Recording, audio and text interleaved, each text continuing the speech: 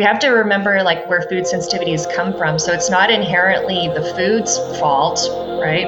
It's how is our immune system, aka our gut primarily, how is it recognizing those foods? But we've unnaturalized our way of being so much that now these things show up, and culturally it's just normal. Oh, I just have bloating or indigestion.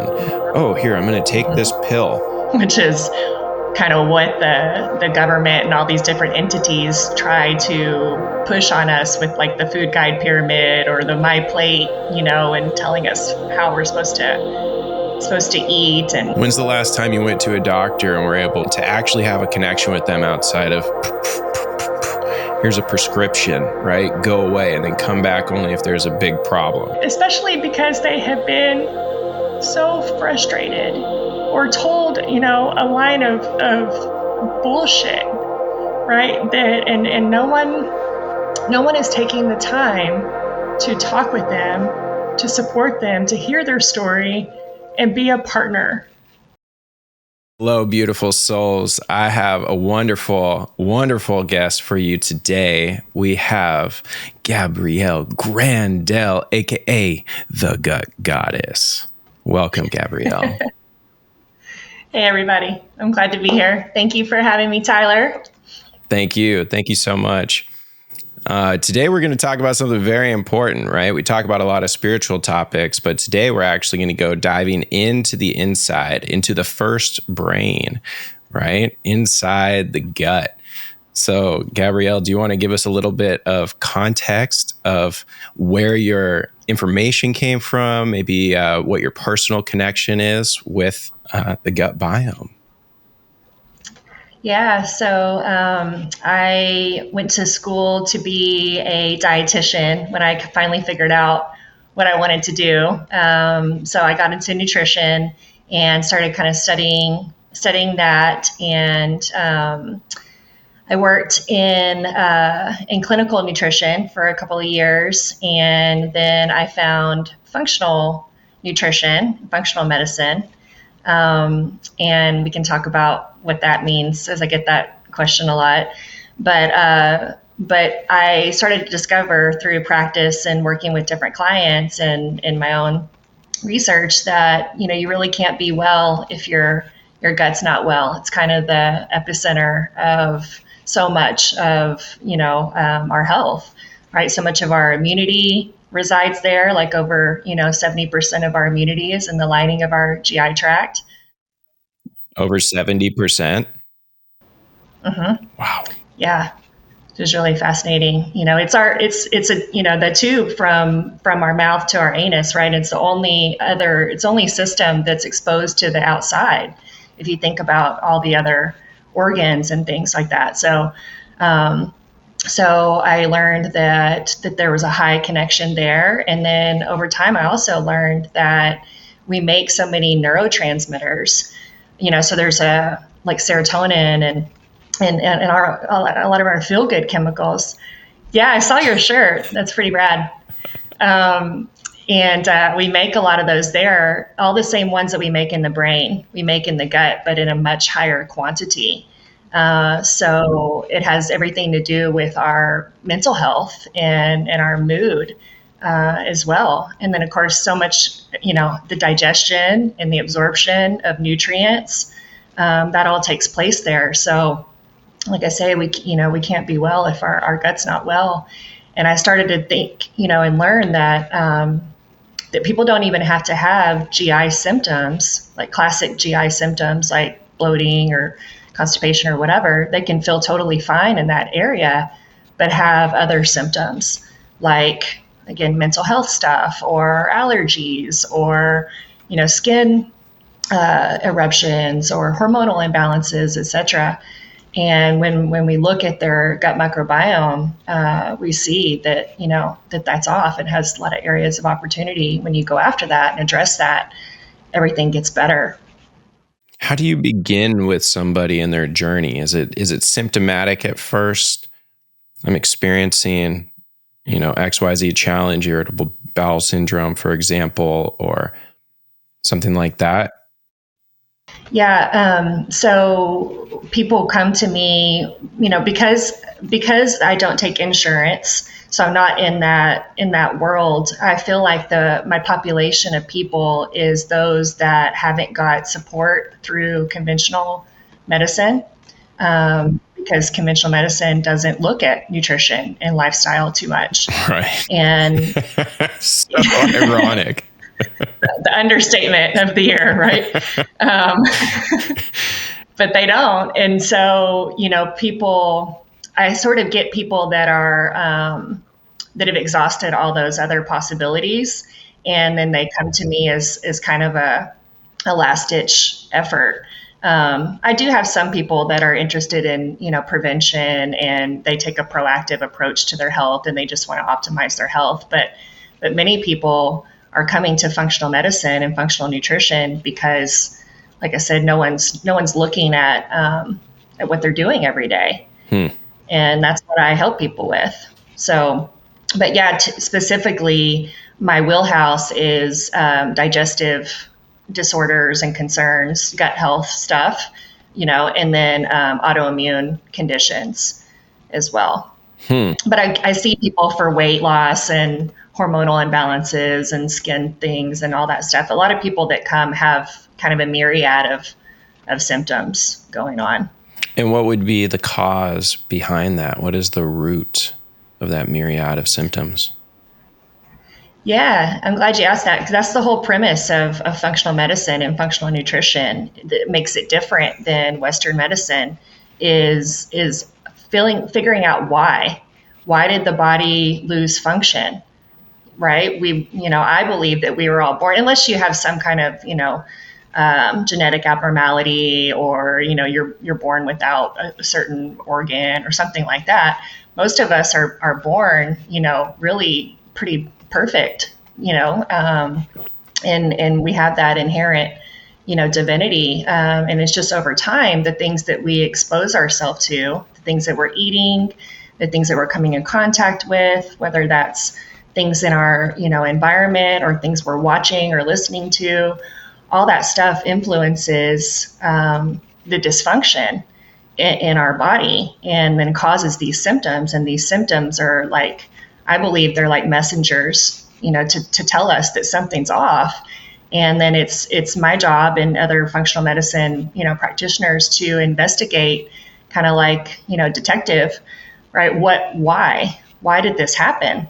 And so we look at it very differently than Western medicine, where, if something's wrong with your gut, for example, you go to a gastroenterologist, or if something's wrong with your heart, you go to the cardiologist or some specialty, practitioner. But we look at it as a whole systems approach, and because everything's interconnected, right? Absolutely. It's so ironic. Again, it's like medicine. Okay, we're going to look at this one symptom. We're going to treat this one thing with something that did not come from nature. Yeah, totally. And yes. And I, to that point, like, I really believe that, that God created all of this for us, all these plants, all these animals. When we are taking in stuff from nature instead of things that are man-made, our bodies know what to do with it for the most part. But so much has, switched into all these chemicals and all these man-made foods that aren't really real food, and all these exposures that we have, and our body is starting to break down, because we're not supposed to have to take on all these threats, and it doesn't nourish us. Take on these threats. I have not heard that framing before as nutrition is concerned, or lack of nutrition. They're threats to the body. It's the integration of all of what is being consumed, what is thought, what is felt, right? What is being drank, eaten, touched. Yeah. Wow. Yeah, absolutely. Yeah. And I think that's why, that's a big part of why, like, cancer, is so prevalent, and all of the conditions that we're dying of, some of the top conditions are all lifestyle and diet related. And so a medication there's a time and a place, don't get me wrong, for medication, and medicine is great. Like if you break your arm or, in some emergency situation, but thinking about that as a first line therapy, instead of thinking about what people are doing every day, right? What they're eating, how they're sleeping, are they moving their bodies? Are they super stressed out? Right. What are they listening to? All that kind of stuff. What's their self-talk? Yes, it all plays a role. And so that's what I help people to investigate. We use this model that's kind of cool. It's a tree, and so thinking about those different specialties, like we were talking about earlier, like the cardiologist or the gastroenterologist, etc. Think about those things as kind of like the leaves on the tree. So if your leaves are browning, you don't water the leaves. You go down to the roots, and the roots are what you do every day. So how's your nutrition? How's your exercise? How's your sleep? How's your stress? How's your gut microbiome? How are your exposures? And that's what I help people with, is to unpack that. And it's, it really can be life-changing. And then we see the tree, flourish and thrive and be strong. Yeah, the irony with watering a plant, like watering the leaves, if it's hot outside and the sun's shining, it beats down and oftentimes can burn the leaves. They're not designed to take in the water, but that's the thing that we're seeing changing. And so it seems like the default to go to. Totally. Yeah, it's those threats that we're taking on, right? But if we look at our lifestyle, we can really make some changes. And so I think about like functional nutrition as the opposite of dysfunctional, which is kind of what the government and all these different entities try to push on us with, like the food guide pyramid or the My Plate, and telling us how we're supposed to eat and what we're supposed to do. How I learned in college, actually, right? I learned all that stuff. Yeah, we're supposed to eat a ton of cereal in the morning with lots and lots of sugar and milk from Yes. another animal that's not us. And Yes. Yeah, what could go and it's wrong? all this standard. Yeah, and what could go wrong if we just put some sort of standard, standardization in place, instead of taking into account, personal genetics or landscape or resources, just the bioindividuality. We're all different, right? We have some unique foundations, but we're all different. And so to have some sort of paradigm that we're supposed to follow that's going to work for everybody is pretty ludicrous. Right. And to that point, I'm curious your perspective. I've seen some people that have gone a total carnivore diet, for example, and had massive improvements in their health, their physicality, the way that their body was able to digest, like microbiome improvements. And then people that it's the exact opposite, right? Go completely plant-based, for example, or choose whatever path. But it is interesting. You said bioindividuality. Can you speak to that? How does one get to understand their own bioindividuality better? Sure. Yeah. And you bring up a good point, because what serves one person doesn't always serve the next. And so when it comes to, for me personally, with the carnivore diet, I think it's a newer, it's kind of a newer protocol, relatively speaking. So I don't know if there is enough evidence to support long-term that it would be really good for, like, colon health or heart health. I wonder about if somebody stayed on that and didn't have any plants or fiber, how they would do long term.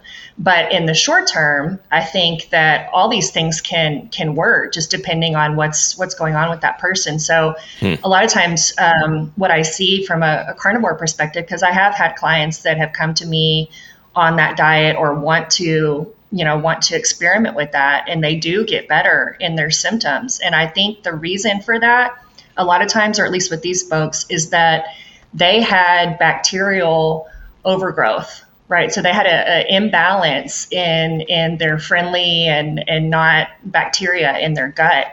And the different kinds of fibers and starches and sugars and stuff in plant foods can feed that bacteria and feed that dysbiosis or that imbalance. So when they cut that out of their diet and they just focus on animal protein, they get better. Their symptoms get better because that they starve out those bacteria essentially.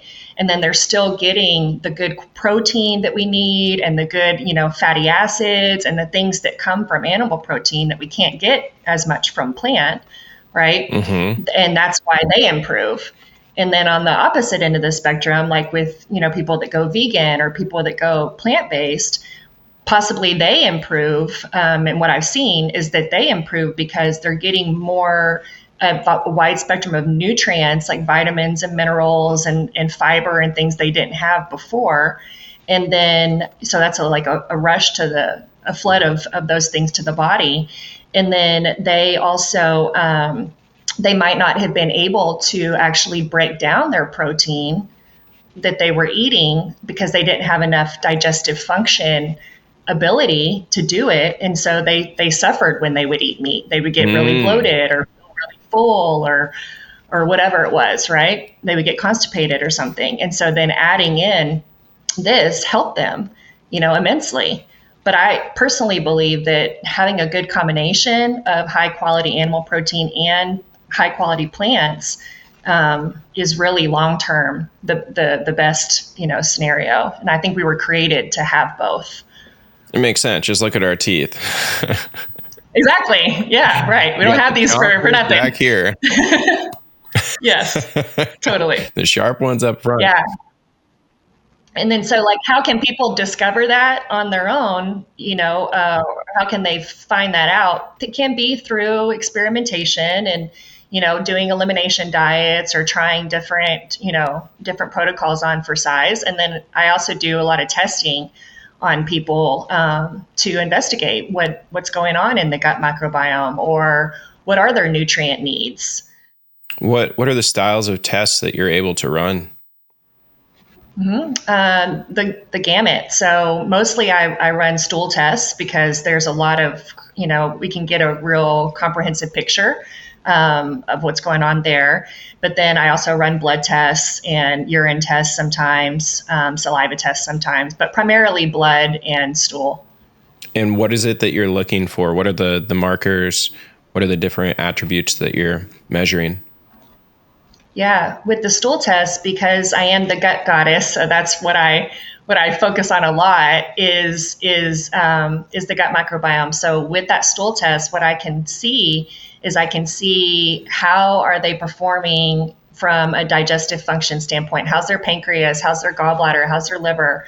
I can look at inflammation, a couple different kind of arms of the immune system and how much inflammation is present. I can see whether or not they have pathogens, right? So viruses, parasites, yeast, etc. And then what it looks at mostly is bacteria and the balances, the balance of the different bacteria, which can then correlate with different disease states or different symptomatology. And then we also can look at leaky gut, which is a kind of a buzzword these days. I don't know if you've ever heard of that. I've heard of it, but I don't really understand it. Yeah. So leaky gut is kind of the layman term for intestinal permeability. So in the lining of our intestines, our cells are supposed to be fused together with these tight junctions, making a really strong barrier. So only microscopic, nutrients can come through into the bloodstream, and then we're supposed to get rid of what we don't want, essentially. But the web loosens. Correct. Yeah. So there's many factors that cause that to be the case. And I can measure that through on that stool test. I can see if some of those gatekeepers, if you will, or those molecules that make up the tight junctions, are they in the stool? So if they're degraded in the stool, right, then that's one of the indications that that gut is now compromised and leaky. I also look at food sensitivity testing and food allergy testing and things like that. So I also have some more specialized like blood tests that I can see, is the gut permeable? And then we can make moves on that. I am so fascinated. Personally, I want to get the whole battery done. This is awesome. Yeah, let's do it. Yeah, I mean, the more that you know, right, the better you can do, and it's really helpful to not guess and really be able to test. Now, not everybody can swing it financially, and there's ways around that, right? We can have conversation and work with things and check on things and assess them, but if you can, it's great to be able to invest in your health in that way, because then you have the information for yourself that you can build on, because it's not going to be the same as mine or the next person's. How frequently do you recommend that people have these tests done? Like, is this an annual kind of thing to understand markers? Is it really circumstantial, depending on if they have some sort of issue, some sort of dis-ease that's showing up in a major way in their life? Yeah, it's a good question. It does really depend on what we see come back on the labs. So, for example, if I did a stool test and somebody had a pathogen, right, then like a virus or a parasite or something that wasn't supposed to be there, then I am going to want to, and most clients do also want to check that test again after a certain point to see if they've cleared it. But many people, because these tests are not inexpensive, right? Many people choose to not retest. Like if they don't have a pathogen and maybe they just have some bacterial imbalances, or they have leaky gut, or they have digestive function stuff. They don't necessarily retest because they're feeling so much better. They know that they've already made a lot of strides, through our work together, that they feel confident and good in their body. When it comes to like food sensitivities or nutrient testing, I would say that people might come to me like once a year to recheck something. If they are interested in food sensitivities, say they have a lot when we first do the test, they might want to recheck it, in another 6 months to a year to see how those sensitivities have changed, so that they can feel more confident having the data that they can reintroduce some of those foods that they've been avoiding. Yeah. Do you see a lot of people able to reverse food sensitivities?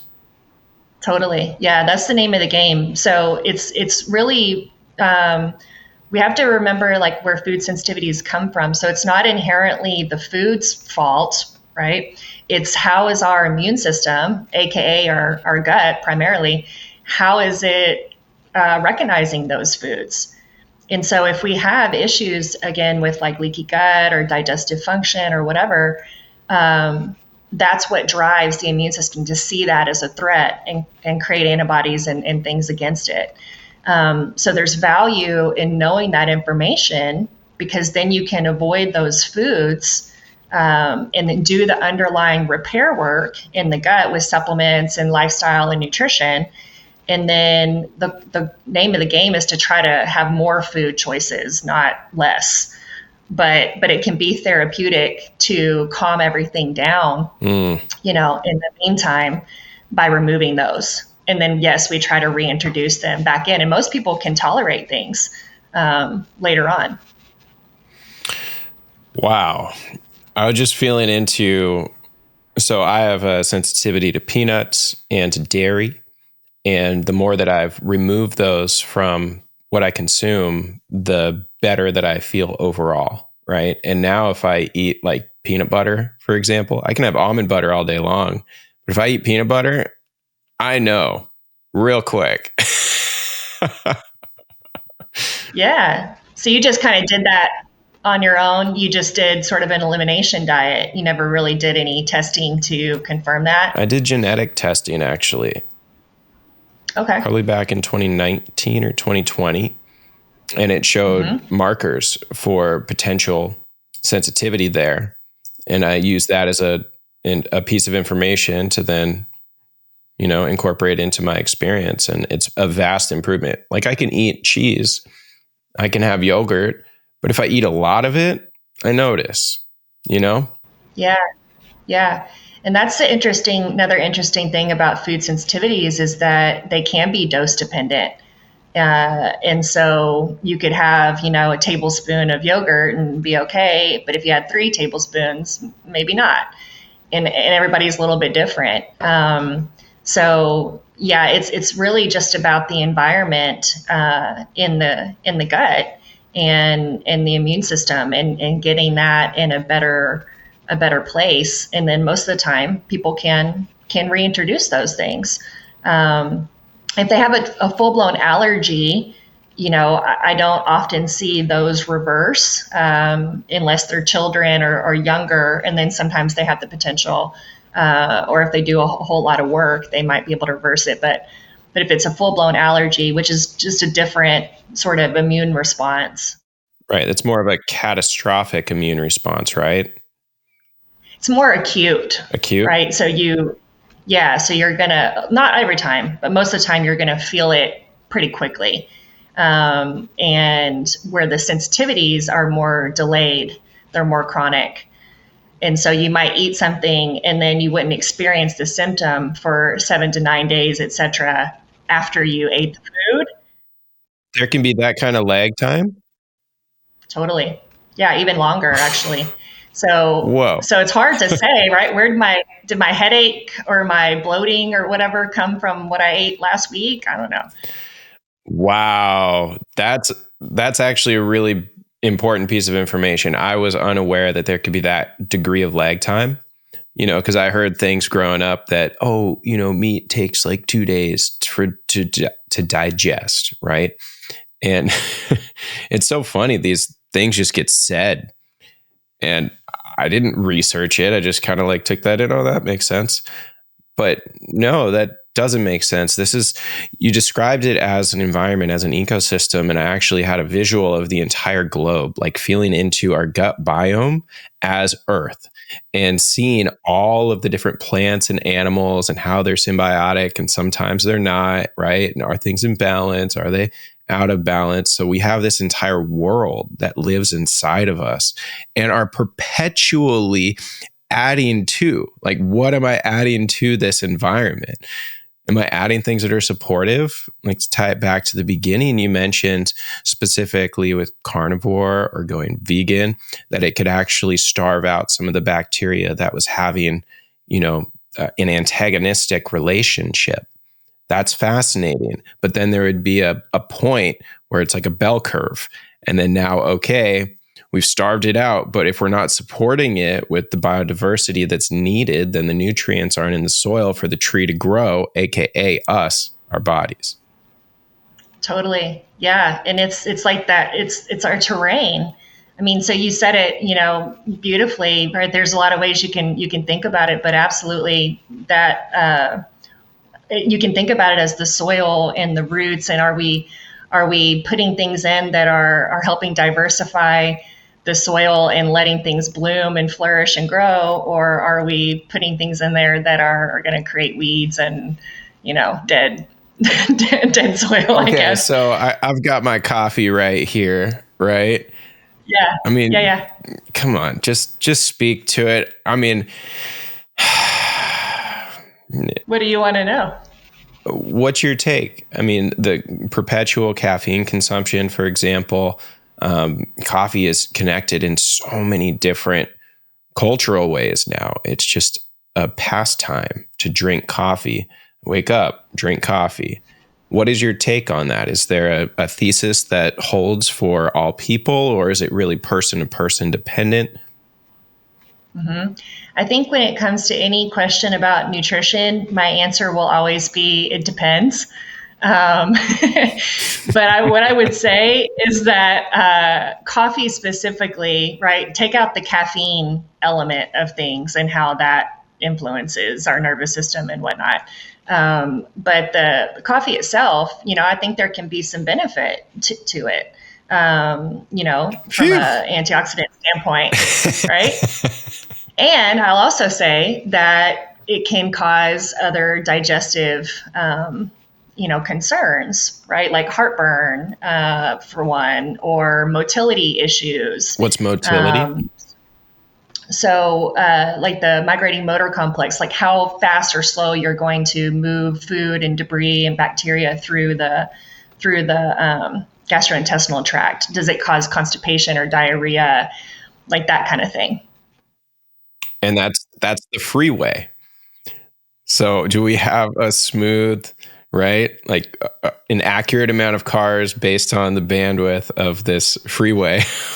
Do we have too many? I like the analogies. Totally.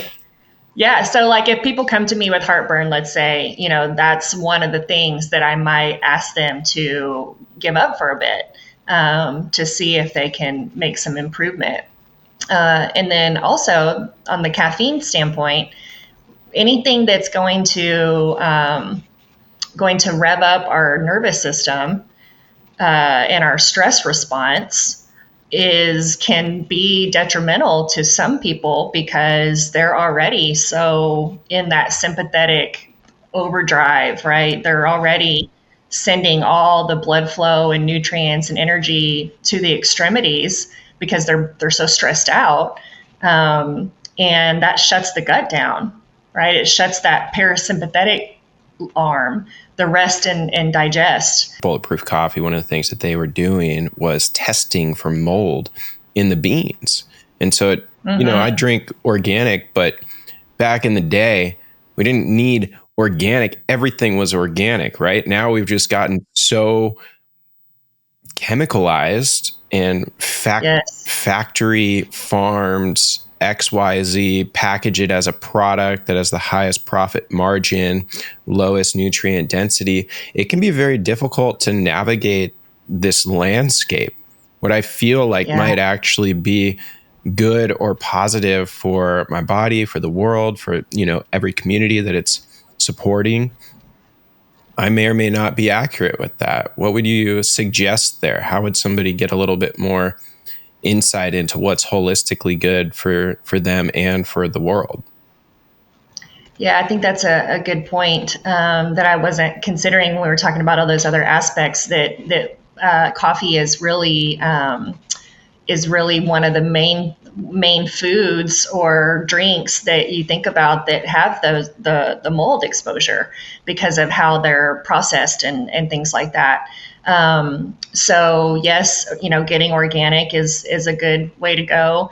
You can actually get, there's coffee companies that do test for mold as well. I'm blanking on the name right now. I want to say it's called Pure. I can get back to you about the name, but there's more and more companies coming out, that are more certified to show that they don't have that in their end product. And so, and then I think getting coffee beans and grinding them yourself, so that reduces the exposure too, versus buying ones that are already, in grounds. And then staying away from Starbucks and things like that, right? Because they don't give a damn. Going after Starbucks, look out. Just saying, right? And they have billions of, if not trillions of dollars. So why are they not, why don't they have organic coffee? Number one, we all need to think about that. But I heard about something the other day that was like 53% of their coffee that was tested came back positive for mold. And it's just nuts. Yeah. So I'm not trying to, bash Starbucks, but because you might see me there someday or something. But it's just in general what you're doing on a daily basis. We need to be considerate and mindful of that. Does that answer your question? It's an endless rabbit hole. So maybe we pick it apart in layers. What would be like the highest level, beginning place for somebody, say they don't live in Texas, able to come and see you directly? What could they do in their life to become more aware? Like, what would you consider the highest red flags, for example, that we could address first? The good news is that I do virtual appointments. So I actually work with people all over the globe. So you can still see me. But it depends, because everybody's coming with a different set of circumstances and symptoms and resources. And so it's just about a conversation with that individual to see what their goals are, and then what do they have to work with? What are they ready to do? Many people are not even ready to look at their food so much, right? But they might be ready to move their body, or they might be ready to get some better sleep, or cut some toxic relationship, or change their job or something. All of that stuff is going to impact their health. And so it's just a matter of trying to understand where they're coming from, and then play to their strengths and play to what it is that they want to do and they're ready to do. And then we build on that. But nutrition is always going to be a fundamental thing that, you can't like exercise your way out of a bad diet. I forget who said that, but that's not my quote, but that's true. Just for example, sure. You know what I mean? But it's all relative, so like I wouldn't sacrifice my sleep to get in a workout, for example. Okay. So could you stack rank then? Is sleep the highest priority in your opinion? It's pretty high.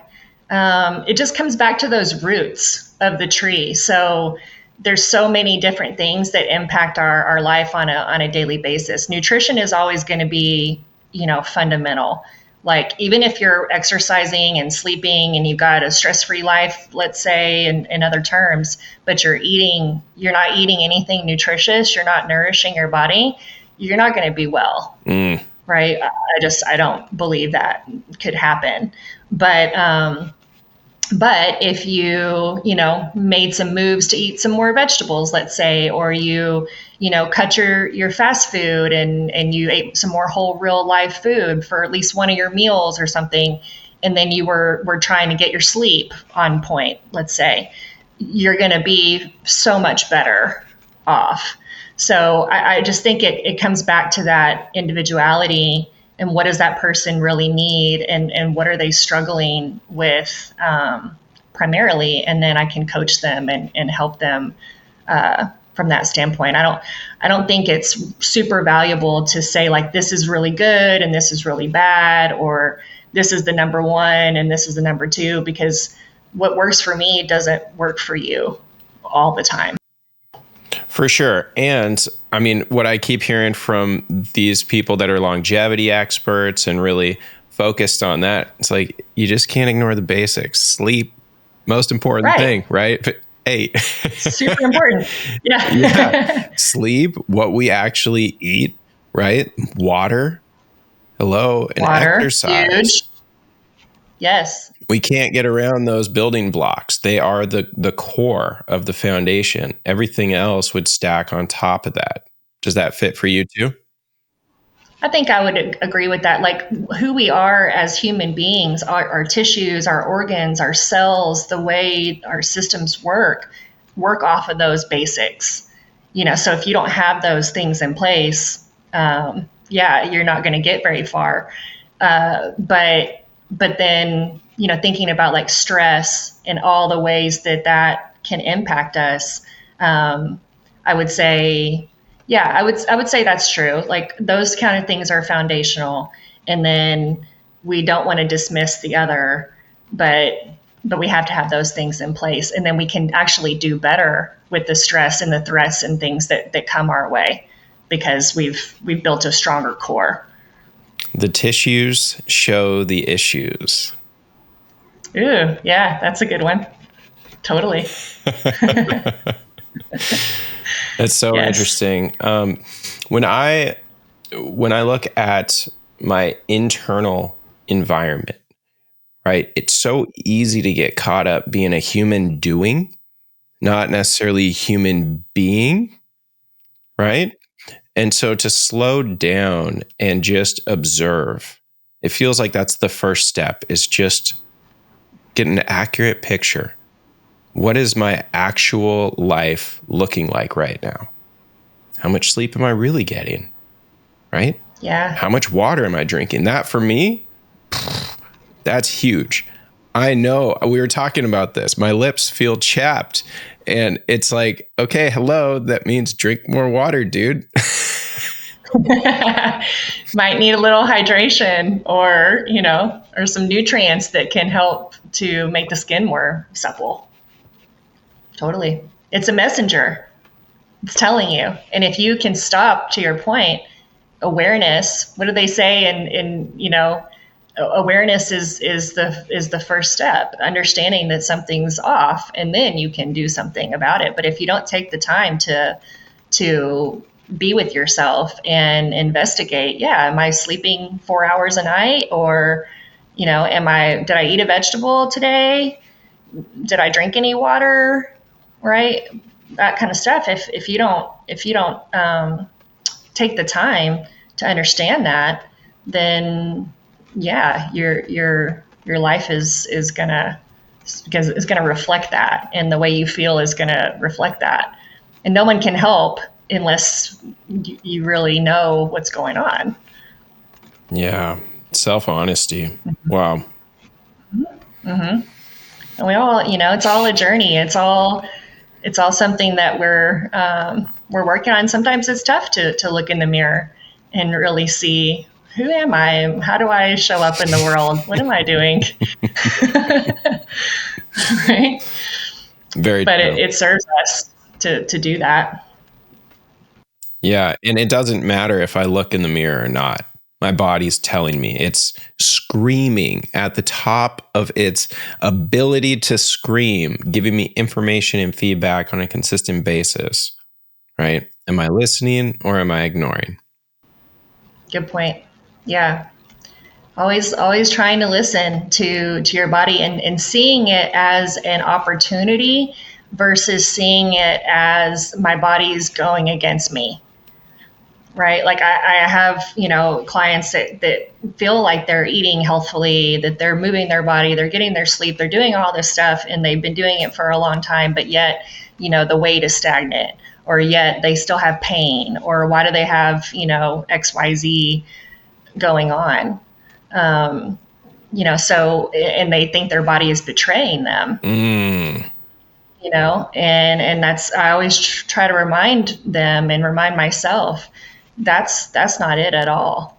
We're always, our body is always working for us, I believe, and for homeostasis and balance. And from a spiritual perspective, like, when we can realize and understand the gift that we've been given with this life, and that we're meant to here to do our work in the world, right? Everything is working together for our good, even though it doesn't feel like it or seem like it, or it doesn't look that way. But when you can grasp that concept and believe in it, things can really, really turn around. But if you're, like you said earlier about the talk, the self-talk and stuff, if you're telling your body, like, why can't you just lose this weight? Or, you look ugly because you have this, or, you're in pain, and look at me, look at what I'm doing compared to this person over here who eats junk food or whatever they do. And why am I feeling like this and they're feeling, seemingly fine? Right? It's like, who wants to, if I had a friend that was telling me that all day, how terrible I was and I wasn't doing anything good, right? I'm not going to do anything good. I don't want to work for them. I don't want to help. I don't want to be supportive, right? I kind of want to check out. And so I think that's really important to consider. Yeah. Our best friend is us. Yes, we're the one that's going to be with us forever. I don't know about you, but sometimes I'm not the best friend to myself. My internal dialogue can be, it's just catching it, right? It's catching those, like the automatic negative thoughts, right? Jim Rohn would say, step on the ants, those automatic negative thoughts. And it's just so interesting the way that the fight or flight nervous system were designed to be looking for danger, right? And we live in this, at least I'll speak in I statements here. I live in a Western culture where we have boxes that are temperature controlled, that shelter us from the sun and the actual elements. So circadian rhythm, you know, when I go out and I'm camping or backpacking, circadian rhythm is life. Like, are you kidding? Sun's down. It's getting cold. Like, we're making a fire, or right? It's just the natural way of being. But we've unnaturalized our way of being so much that now these things show up, and culturally it's just normal. Oh, I just have bloating or indigestion. Oh, here, I'm going to take this pill. It's like, what is the natural order? What is the natural law of being here? Yeah, the further we get from nature, the closer we get to disease. When we don't follow the patterns, you know, of, to your point, circadian rhythm. And then with females, you know, we have the infradian rhythm, right? We have our monthly cycles too, for women that are menstruating, right? We have to take all that stuff into consideration. And I do believe like the sunshine and the nature and the food and all this stuff is here for us. What a blessing, what a gift. But we've kind of cut that out of most of our life, and we're not going to thrive in that way if we don't get back to that, right? I think adding one thing to our core four is adding get outside. Nature. Just totally. spend a little bit of time outside, whatever it is. Go for a walk, just be with the sun for a second, earthing, taking off our shoes and allowing all of this static electricity and this energetic buildup to be grounded, gifted back to the earth, which is happily receiving it. Yeah, and all the exposures now, and it's just getting more and more with the 4G and the 5G and all of the frequencies that are everywhere and all around us. And not to say that, you know, technology hasn't been helpful. I mean, we're having this conversation because of technology and because of the internet, right? So there's benefits, but how much time are we spending resonating on that high, you know, level versus our heart and our brain and our earth? I mean, the earth all, you know, are all on the same frequency, which is a super, super low frequency. I don't know about you, but when I do ground or earth, even if I feel like I'm feeling pretty good, I instantly just feel better. I mean, it's like a weight is lifted. It's amazing. I mean, we spend so much time in shoes and on our beds and, you know, whatever, everything that's away from the earth. And I don't know, I think personally, I think that God is in everything. Like, I think the spirit is everywhere. And so like touching trees feels really good to me, you know, touching leaves when I'm outside, looking at the beauty it's the uniqueness, the creation of all of it. It's just, how can you, you know, take that out of our life and expect for us to feel good, like what we're missing. And I think that translates into food too. I mean, look how beautiful these plants and these vegetables and fruits, all the shapes, all the colors, all the textures, all the tastes, like, wow, it's amazing. What's the one called that's like broccoli and cauliflower combined, and it has this like twisting, beautiful, almost pine cone-esque aesthetic? It's like lime green. Yeah, is it called broccaflower? I think it might have another. I know what you're talking about, the light green in it. Yes, I know exactly what you're talking about. I can't think of the name of it. I want to say it might be called broccaflower, but which would be really a hybrid species there. Yeah, But yeah, I mean, that's a good point, just all of it and how different it is. And you could, thinking about all the colors, right? Like you could line up a red fruit and an orange vegetable and a green vegetable and a blue fruit and whatever, and they would all look completely different, have a completely different texture, taste completely different, and offer completely different nutrients to our body. It's just amazing. It's so amazing. Now, what would you say? Because I've heard with the predigestion side, with our saliva, right, as we're chewing different things, if we have a whole lot of different things simultaneously, it could be more challenging for the digestive system to intake. I'm not sure if I'm understanding your question.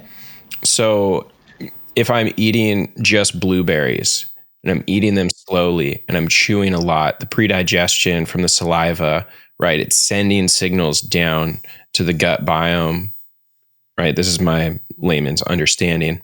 And then that's processing and digesting what shows up.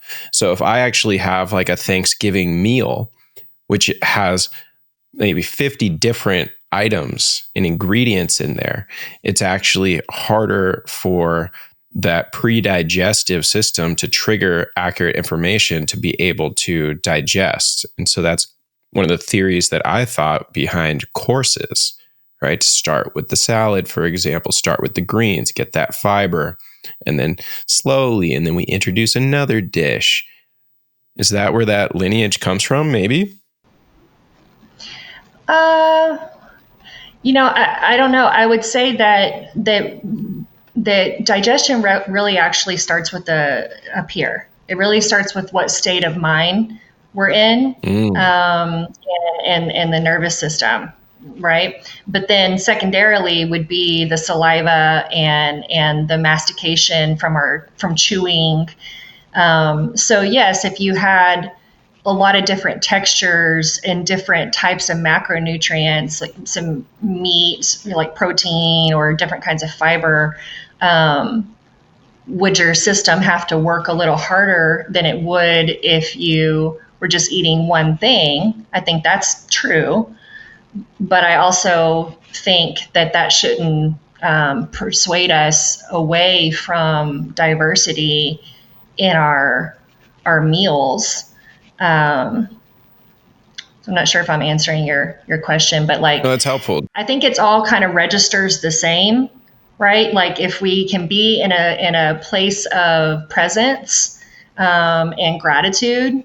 That's why I like saying grace for your food, and or just even simply looking at your food, smelling it, right? Turning on those senses that tells your brain and your body like, hey, I'm about to eat, and it's going to be pleasurable, right? And then that all kind of works no matter what it is that you're eating.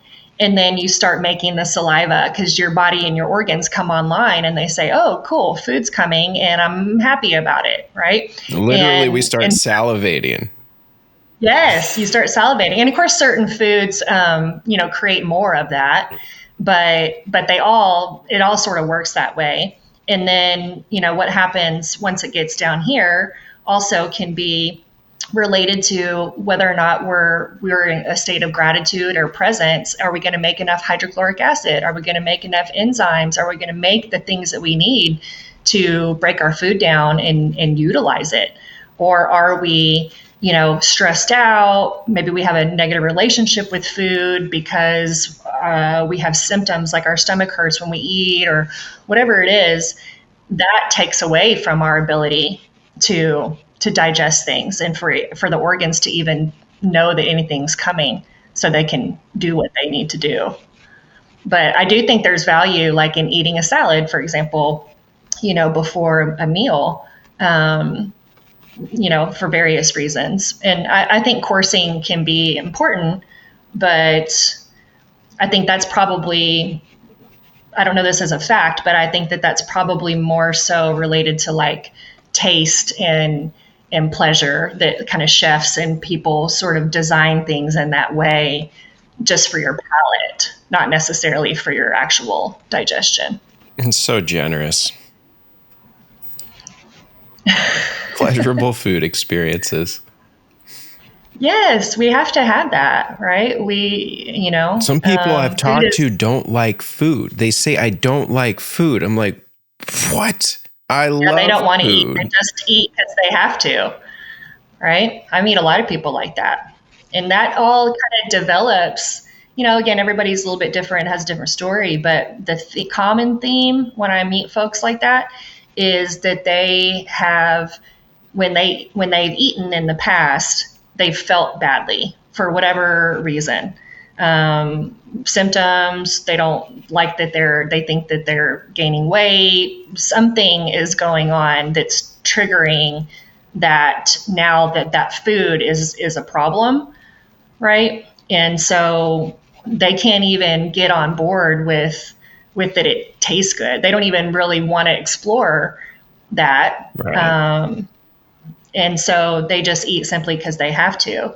But I think when you think about what people are eating, it's also a real reflection of what their life is like. So, like, if they're eating a lot of, small amounts and processed foods and very quickly and that kind of thing, what is their life like? Are they also somebody that works a million hours, that doesn't take a break, that doesn't give back to themselves? Their life is also, I think there's a strong correlation and reflection versus if you found somebody that was eating a variety of foods and they were, enjoying those different colors and the quality and things, their life and their way they presented in the world would probably be much more vibrant and alive and energy, and they would feel like a nourishing presence. Love that. So can you speak a little bit to supplements versus whole foods, or supplements Sure. inclusive with whole foods? Like probiotics that are on the shelf. I mean, is that doing anything? Yeah, I think that it's always a food first approach with me, but unfortunately, because of the quality of our soil and all of the chemical exposures and toxic exposures and herbicides and all the stuff that's on our food these days, it's really hard to get our needs met with different vitamins and minerals and whatnot. And so, even if you're eating organic and all the things, you can still, test really low in these macro and micronutrients. So I think supplements have a place in our life. I personally take supplements and recommend them to people.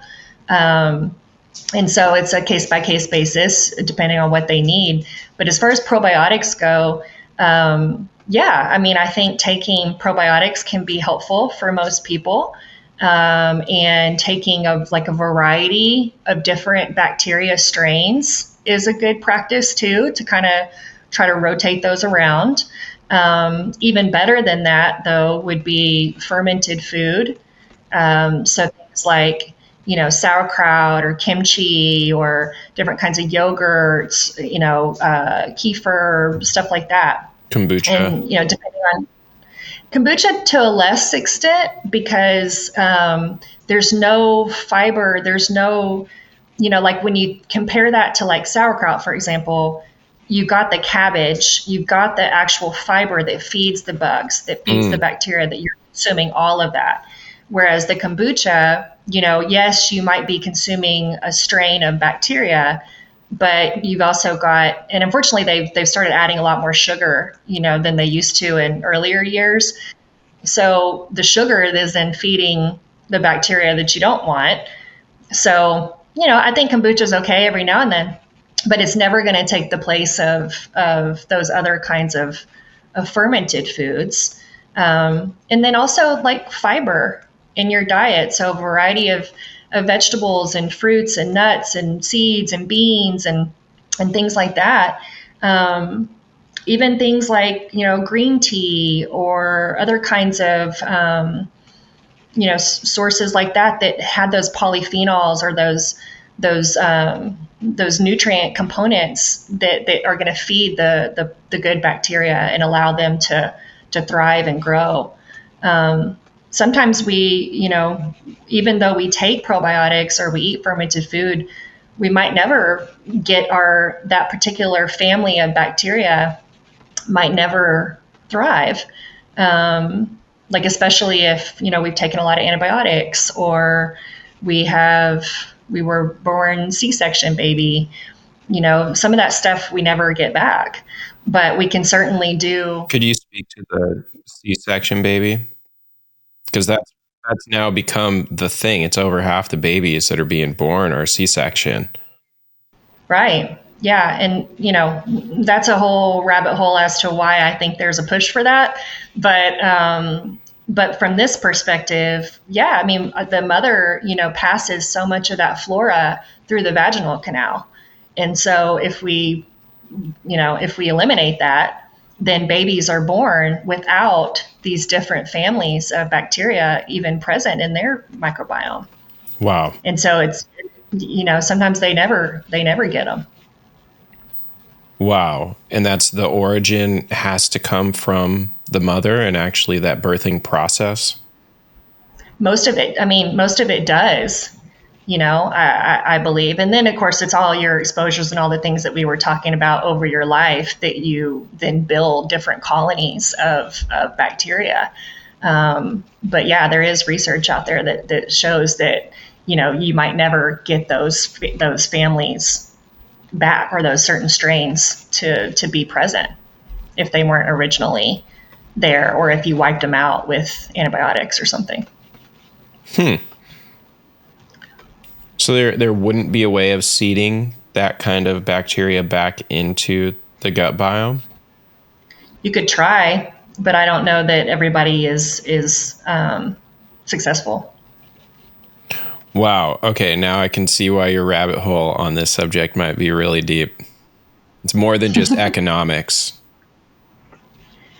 Well, economics plays a huge role in it. But yes, antibiotics and C-sections and the medical industrial complex and how that influences our health or sickness, I should say. Yeah. Yeah. That's a whole other conversation. All right. So we won't go there on this one. I'm curious. Maybe the next one. Yeah. I think we could talk a long time about that, about the sick care nation that we're in. Instead of the healthcare, we should be trying to create health. And that's not what most medicine is, or, that industry is doing. Right. Topsoil. We want good topsoil on the earth and in us. Yeah. What else do we have if we don't have the nutrient-rich topsoil in which the vast majority of things grow from? Correct. Yeah, it's a really good question.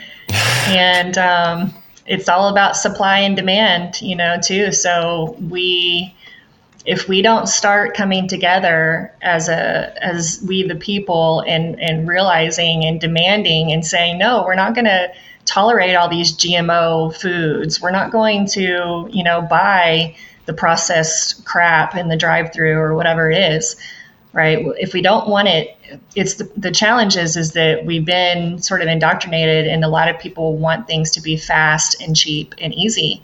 And with that comes disease and sickness. And so if we started demanding, like other countries, like Europe, for example, if we started asking for what we want and we really recognized and realized what was going on, then perhaps we could swing that pendulum. And that's why, people ask me all the time, like, is it really worth it to buy organic and, that kind of stuff. And I, unfortunately, yeah, a lot of that stuff makes it into the organic crops too. So it's not, 100% organic like I wish it was. However, I still feel like we got to vote with our dollars. We got to spend our money on the things that we believe in that are going to help us and help our future and help the planet. Otherwise, I'm not sure where we're heading, but that's why we're so sick in this country. And yet we spend so much money on healthcare, right? More than everywhere else. reactive, specific, non-holistic sick care. Yes. Okay, so we'll wait for a second episode for that one. I'm curious, could you share with us some of the stories of transformation that you've had with some of your clients? Yeah. So one guy recently came to me on an asthma inhaler. He actually, his ENT doctor actually had him putting soap up his nose, just wild. Cleaning his nose with actual like dish soap. So anyway, What? but yeah, I don't know. I've heard a lot of interesting stories. He was the first one that I had heard that they were doing that. But anyway, he was on an asthma inhaler. He was taking allergy medications, on the daily. Couldn't breathe. His liver hurt really bad. That area hurt. But seemingly a really healthy looking guy. Like you wouldn't tell just by looking at him. He ate pretty well overall. He exercised. He slept. All that stuff. But we looked at his gut microbiome and we looked to check for food sensitivities. And then I ran like a liver panel on him and some other stuff. And so addressing those things within a month, he was off of he only had to use his asthma inhaler like once a week. He was able to stop his allergy medications. His liver enzymes went way down. So that was really miraculous because he had been seeing, all these people see tons of different practitioners a lot of times before they come here to work with me, and just with no support and no relief. So that was really amazing. He actually had sensitivities to gluten that he wasn't aware of because he didn't feel bad when he ate it, but he felt so much better when he didn't have that constant immune response that was going on, that inflammation that was going on, right? So that's the other really cool thing that I see happen outside of, like, I kind of touched on this a little bit earlier, but outside of, healing like the gut symptoms is allergies and asthma, stuff like that fades when you get your gut in a better place, because if your immune system, remember that so much of it is in your gut, if that environment and that landscape is off, it's much harder to take on the threats of what's in the air and the grasses and the trees and whatever it might be. So when you repair that area and you calm everything down, then we don't react in that way that we once did. So that was really awesome. I've got many people off of their medications, whether that be, acid reflux medications that they've been on for many years, mental health medications for like depression, anxiety, been able to reduce those or move away from those entirely, help people get pregnant that weren't able to get pregnant, people with Crohn's disease. Like, I mean, I've been doing this for 16 years, so I've seen a lot of different people. I've only been in functional nutrition for the last 11 years, but been practicing nutrition and this kind of approach, for a long time. So I've been really blessed to help lots and lots of people with various things. Eczema. I had a girl that was covered in eczema, and she would hide. She would wear like a hood and long sleeves and glasses and stuff. She just didn't like how she looked and felt. And it all comes back to nourishing the body with what it needs, figuring out what does it need, that it's not getting enough of, or what does it have too much of that it doesn't need. So like removing the blocks, right? And that can be various things.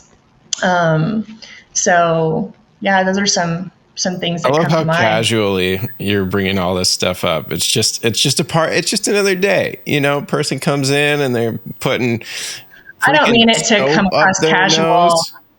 What? It's so wild. Oh, okay. I didn't want it to come across like I casually am helping all these people or whatever, because every time that I do and I see the light bulbs turn on and I see people transform and their bodies transform and their symptoms get better, it's such a blessing. Like, it's so rewarding to be a part of that journey and a part of that process. What I was describing is that it's so commonplace for you that this is just, you're just like, oh, let me lay out 100 different, massive transformation stories for you real quick. I can only imagine how emotionally rewarding it really is. Oh my gosh, I am incredibly honored, truly. It feels really good, especially because they have been so frustrated or told, a line of bullshit, right? That and no one is taking the time to talk with them, to support them, to hear their story and be a partner. And I get to do that. And then we go back to nature, right? We go back to nutrition, we go back to lifestyle and the belief that they have that they're even worthy of this kind of life, right? So yeah, it's really beautiful.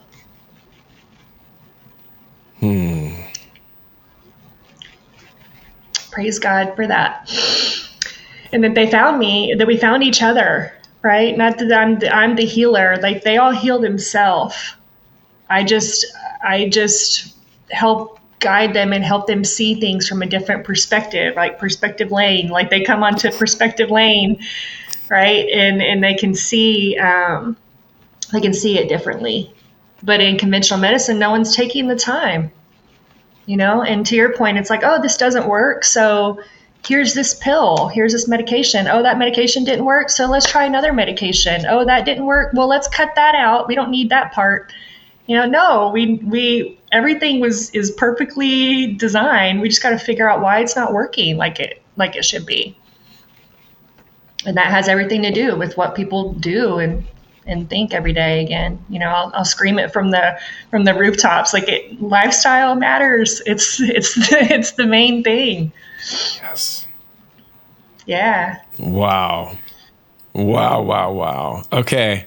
So how can our listeners, beautiful listener, thank you so much for tuning all the way into the end here. How can they get in touch with you? Yes. So GabrielleGrandell.com is my website. It's GabrielleGrandell.com. And then all my social media handles are all Gabrielle Grandell. And then from there, you can email me or call me or fill out a new client inquiry on my website.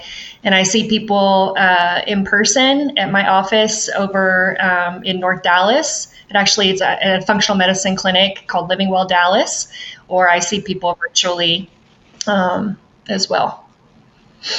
And I love to partner with you and help you on your health journey and help you tap into the what you're here to do in the world and realize that you're so worthy of everything beautiful, all good things. Oh my goodness. I didn't expect to cry, but it's the truth. It's the truth. Yeah. Matthias DeStefano was just mentioning that tears actually are formulations that we're supposed to, like, if we consume them, they have information for our healing, whether it's spiritual or physical healing.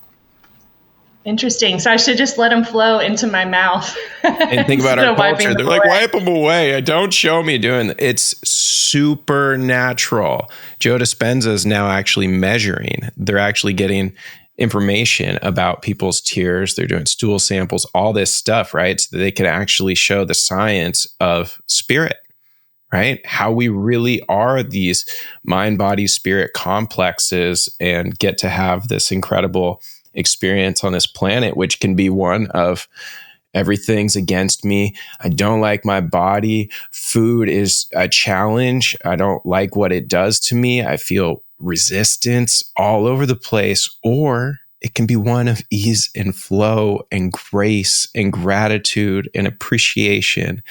And that is how we ascend with the gut goddess herself. Wow, I love that. Thank you. Thank you, listener. Look forward to a follow-up episode at some point down the line. And if you have any questions, feel free and get in touch with her. I mean, how good would it feel to actually be working with somebody? When's the last time you went to a doctor and were able to actually have a connection with them outside of here's a prescription, right? Go away and then come back only if there's a big problem. You can actually develop a relationship with somebody here who can help ascend your internal organs, your experience, the soil, the nutrients that exist inside, and create who you are physically on this planet to allow you to be even more spiritually aligned on your path, on your mission, on your purpose, with more presence and gratitude. Gabrielle Grandell, thank you so much for joining us. Thank you. And so it is. And so it is.